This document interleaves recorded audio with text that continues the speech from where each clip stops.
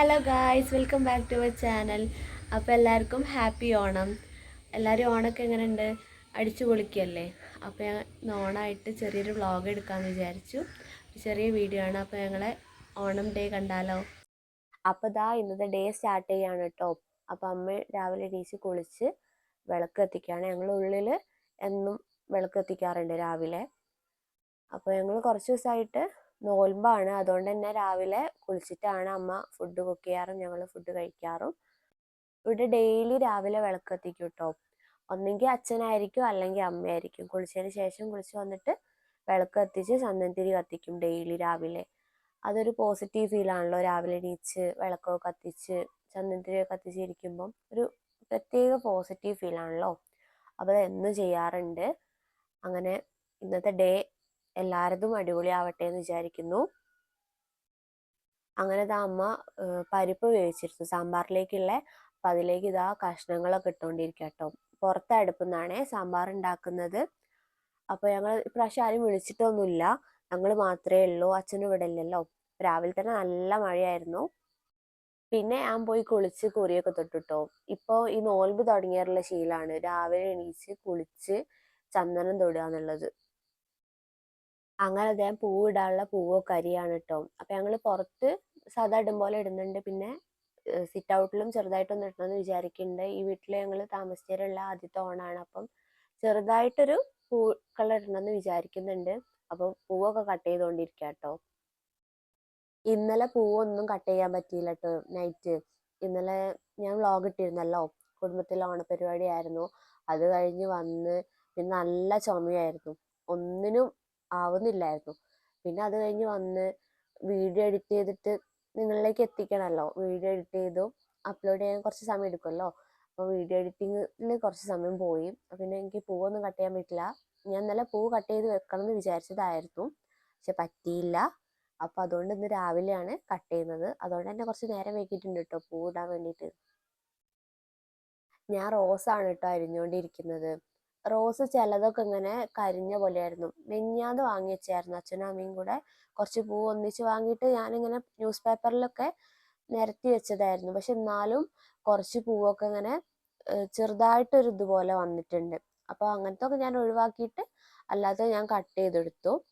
പിന്നെ ഞാൻ ഇടയ്ക്ക് ഇങ്ങനെ കൺഫ്യൂഷൻ അടിച്ച്, ചില പൂവുണ്ടല്ലോ ഒരു റോസും വയലറ്റൊക്കെ ഉള്ളൊരു ജമന്തി അല്ല, ജമന്തി മോഡലുള്ള പൂവില്ലേ, അതിൻ്റെ പേര് എനിക്കറിയില്ല. ആ പൂവ് അത് എതളെടുക്കണോ അരിയണോ എന്നുള്ളത്. പിന്നെ ഞാൻ അത് എതളെടുക്കാന്നുള്ള ഇതിലെത്തി. പിന്നെ എനിക്കുള്ള ഏറ്റവും വലിയൊരു ടാസ്ക് എന്തായിരുന്നു വിചാരിച്ചാൽ മല്ലിക നന്നാക്കല. മല്ലിക നന്നാക്കാൻ കുറച്ച് പണിയല്ലേ?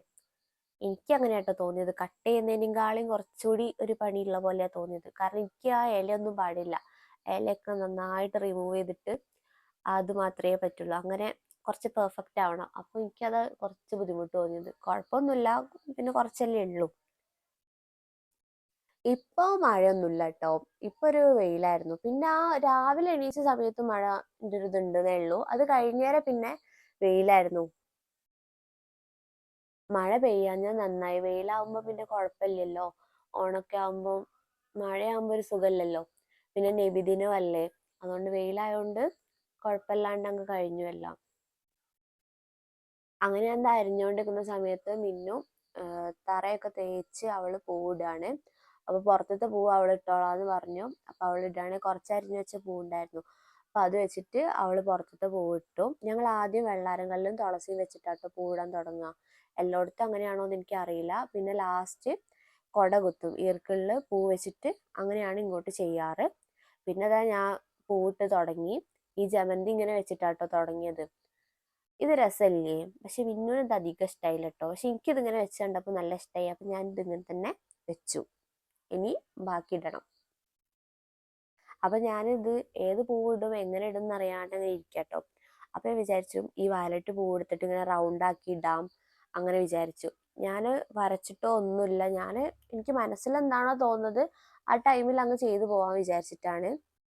ഈ വൈറ്റിൻ്റെ അടുത്ത് വയലറ്റ് വന്നപ്പോൾ എനിക്ക് ഒരു നല്ല കോമ്പിനേഷൻ തോന്നി. അതാണ് പിന്നെ ഞാൻ അങ്ങനെ ഇടാന്ന് വിചാരിച്ചത്. പിന്നെ അത് ഇട്ടേണ്ട് ഞാൻ ഇങ്ങനെ ലെവലാക്കി കൊണ്ടിരിക്കുക കേട്ടോ. റൗണ്ട് ആയില്ലേ ഉള്ളതൊക്കെ വരയ്ക്കാത്തോണ്ട് തന്നെ. ഞാനിങ്ങനെ നോക്കിക്കൊണ്ട് നിൽക്കുകയാണ്. ഇടയ്ക്ക് അമ്മേനെ വിളിച്ച് അഭിപ്രായം ചോദിക്കും റൗണ്ട് ആയില്ലേ എന്നുള്ളതൊക്കെ. അങ്ങനെ ഒരു വിധത്തിൽ ഞാൻ റൗണ്ടാക്കി എടുത്തിട്ടുണ്ട്. പിന്നെ ഞാൻ നേരത്തെ പൂവിൻ്റെ കളർ ചേഞ്ച് ആയിട്ടുള്ളൊരു റോസ് പൂവ് എടുത്ത് വന്നിട്ടുണ്ട് കേട്ടോ. ഇനിയിപ്പോൾ എന്ത് ഡിസൈൻ ഇടുന്ന ഞാൻ ആലോചിച്ചുകൊണ്ടിരിക്കുന്നത്. കുറച്ചു നേരം ഞാൻ അവിടെ ഇരുന്ന് ഇങ്ങനെ ആലോചിച്ച് എന്ത് ഡിസൈൻ ഇടുന്നുള്ളത്.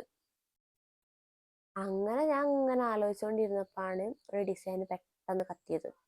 അപ്പോൾ അതേപടി അങ്ങ് ഇടാൻ വിചാരിച്ചു. ഞാൻ ഇങ്ങനെ ഇട്ടുകൊണ്ട് കേട്ടോ.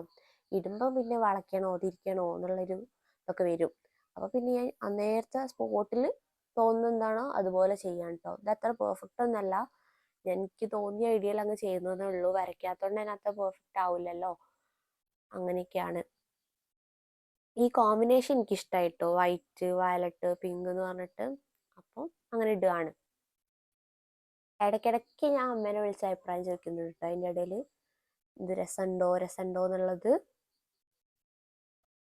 അപ്പോൾ ഇതാണ് കേട്ടോ എൻ്റെ പൂക്കളത്തിൻ്റെ ഫൈനൽ റിസൾട്ട്. വലിയ കുഴപ്പമില്ലാണ്ടായിട്ടുണ്ടെന്നാണ് എനിക്ക് തോന്നുന്നത് കണ്ടിട്ട്.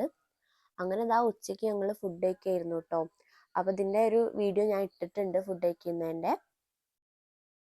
അപ്പോൾ അത് കാണാത്തവരുണ്ടേ കാണണേ. അപ്പം ഞാൻ ഫുഡ് കഴിക്കട്ടെ. വൈകുന്നേരം ആയപ്പാട്ടോ പായസം കുടിച്ചേ.